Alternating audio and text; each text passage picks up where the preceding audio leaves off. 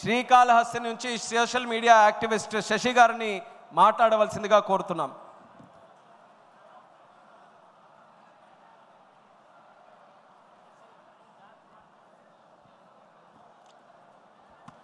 అందరికీ నమస్కారం. వేదికను అలంకరించిన పెద్దలకు ప్రతి ఒక్కరికి నా యొక్క హృదయపూర్వక నమస్కారములు. ఈరోజు కడప చూస్తుంటే ఒక పసుపుమయమైంది. ఎందుకంటే ఈ కడప గడ్డ పైన ఎంతోమంది మహానుభావులు, మహనీయులు, కవులు, కళాకారులు పుట్టారు. ఈ కడపని మనం దేవుని గడపగా చెప్పుకుంటాం. అలాంటి దేవుని గడప ఈరోజు పసుపుమయమైంది.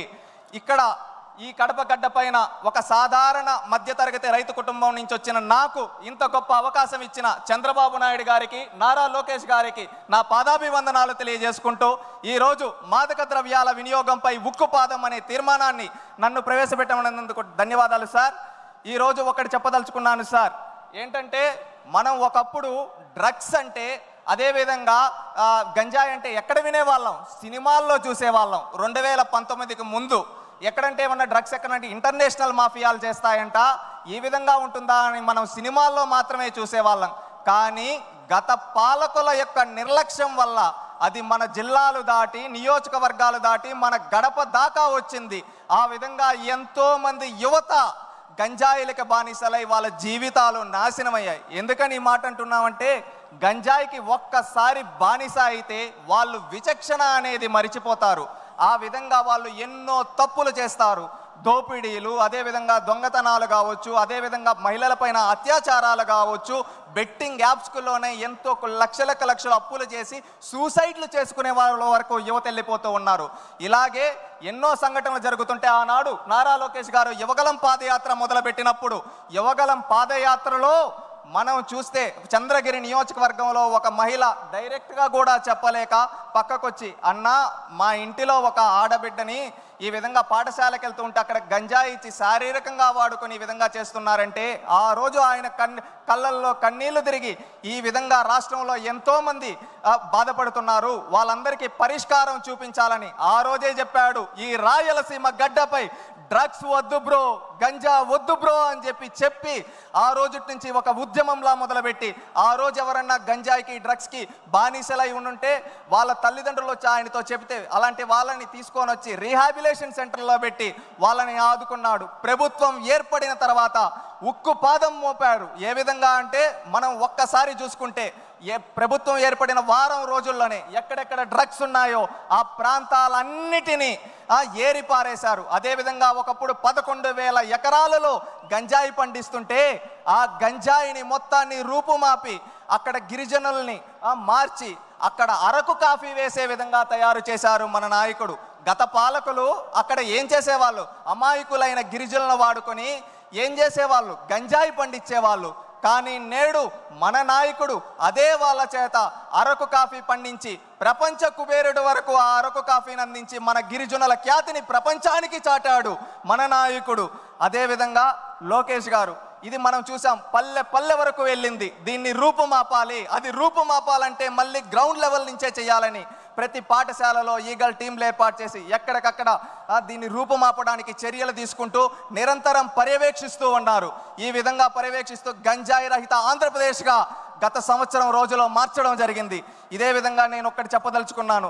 డ్రగ్స్ గురించి, గంజాయి గురించి నేను ఒక యువకుడుగా నేను ఎన్నో చూశాను. నా మిత్రులు కావచ్చు, నాకు తెలిసిన వాళ్ళు కావచ్చు, ఎంతోమంది డ్రగ్స్కి, గంజాయికి బానిసలై వాళ్ళ జీవితాలు నాశనం అయిపోతుంటే కళ్ళల్లో నీళ్లు తిరిగేటివి. ఎందుకంటే వాళ్ళకి ఎందుకురా ఇలా చేస్తామంటే, ఏముందిరా ఇంకా జాబులు ఏముండాయి, ఏం చేస్తాం, ఇదేదో వేసుకుంటే కొంచెం రిలీఫ్ వస్తుందంట అని చెప్పి చెబుతూ ఉండేవాళ్ళు. అవి చూసినప్పుడు బాధ, ఆ ఆవేదన. దానికి పరిష్కారం ఎలా అంటే, ఆ రోజు చంద్రబాబు నాయుడు గారు చెప్పడం జరిగింది, లోకేష్ గారు చెప్పడం జరిగింది, మేము వస్తాం, స్కిల్ డెవలప్మెంట్ ట్రైనింగ్ ఇస్తాం, యువతకు ఉద్యోగాలు ఇస్తాం, ప్రతి ఒక్కరికి 20 లక్షల ఉద్యోగాలు యువగలం ద్వారా ఇస్తామని చెప్పి ఆ లక్ష్యానికి కట్టుబడి వచ్చిన వెంటనే మెగా డిఎస్సి పైన నోటిఫికేషన్ కావచ్చు, ఆ తర్వాత అనేక కంపెనీలని ఆర్సిలర్ మిట్టల్ కావచ్చు, గూగుల్ కావచ్చు, టీసీఎస్ కావచ్చు, మొన్న ఎల్జీ కావచ్చు, రిన్యూవబుల్ ఎనర్జీ కావచ్చు, రిలయన్స్ బయో ప్లాంట్స్ కావచ్చు, ఈ విధంగా ఎన్నో తీసుకొని వచ్చి యువత బానిసలవాల్సింది డ్రగ్స్ కాదు, యువత వాళ్ళ లక్ష్యాల వైపు వెళ్ళాలి అని చెప్పారు.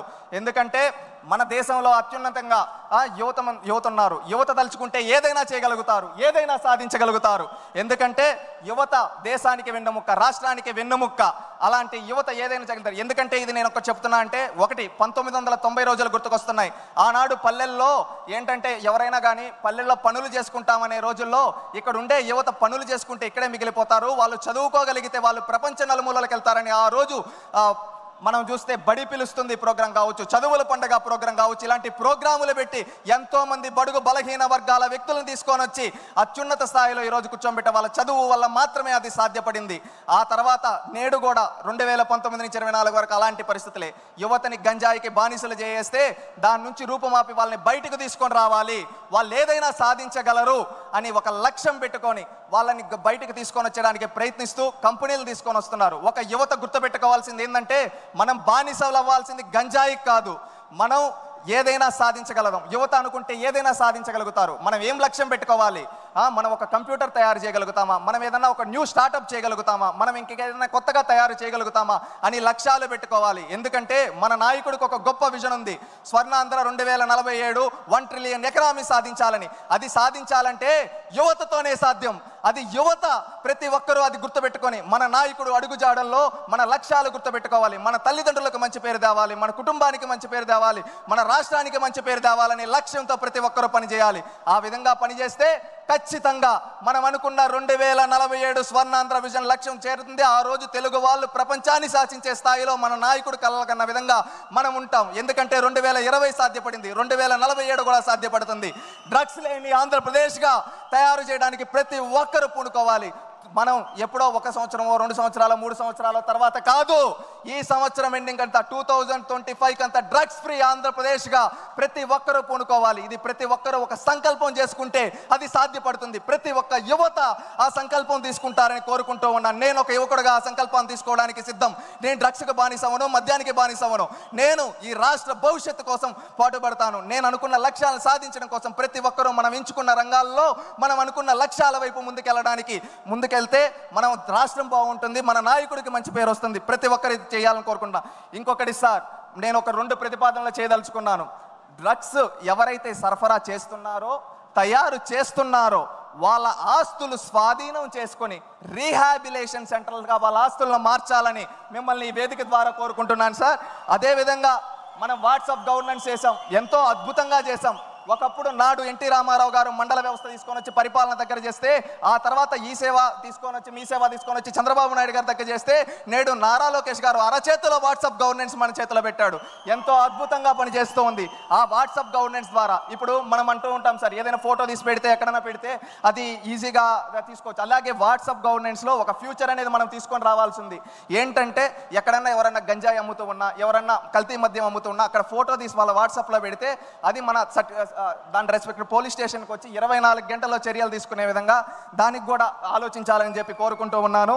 మనం ఒకే నినాదంతో ఉండాలి, 2047 స్వర్ణాంధ్ర విజన్తో పాటు అదేవిధంగా డ్రగ్స్ ఫ్రీ ఆంధ్రాగా కూడా మనం గుర్తుపెట్టుకోవాలి. మనందరం ఒక లక్ష్యాలని నిర్దేశించుకుంటూ మనం ముందుకెళ్ళాలి. నాకు ఎలాంటి రాజకీయ చరిత్ర లేని నాకు ఇంత పెద్ద వేదిక పైన అవకాశం కల్పించిన ముఖ్యమంత్రి దైవ సమానులైన చంద్రబాబు నాయుడు గారికి, నా ప్రాణ సమానమైన లోకేష్ అన్నకి హృదయపూర్వక కృతజ్ఞతలు తెలియజేసుకుంటూ, జై తెలుగుదేశం, జై చంద్రబాబు, జై లోకేష్, జై జన్మభూమి. శశి ఒక ఐటీ ఉద్యోగస్తుడు, శ్రీకాళహస్తిలో ఒక రైతు కుటుంబంలో జన్మించినటువంటి వ్యక్తి.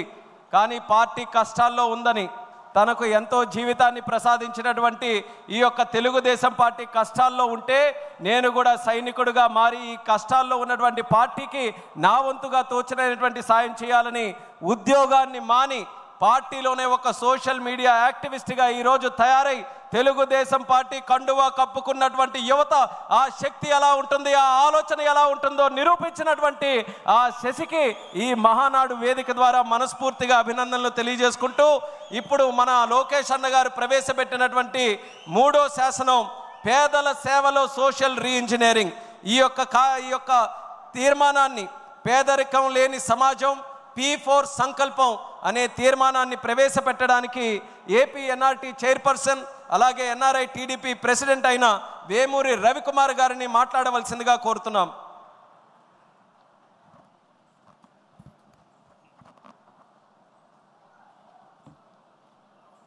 సభకి నమస్కారం. వేదికను అలంకరించిన పెద్దలకు సభకు నమస్కారం. నాకు ఈ అవకాశం ఇచ్చిన చంద్రబాబు గారికి, లోకేష్ గారికి, యావత్ తెలుగుదేశం పార్టీ యంత్రాంగానికి నా హృదయపూర్వక ధన్యవాదాలు. పేదరికం అనేది ఒక వ్యాధి. ఇది దీర్ఘకాలిక వ్యాధి, ఒక రకంగా పోదు. మీరు ఎటు చూసినా కనపడుతుంది. అన్నిటికంటే సంపన్న దేశాల్లో కూడా ఇక్కడ ఎంత పేదరికం ఉందో అక్కడ కూడా అంతే ఉంటుంది.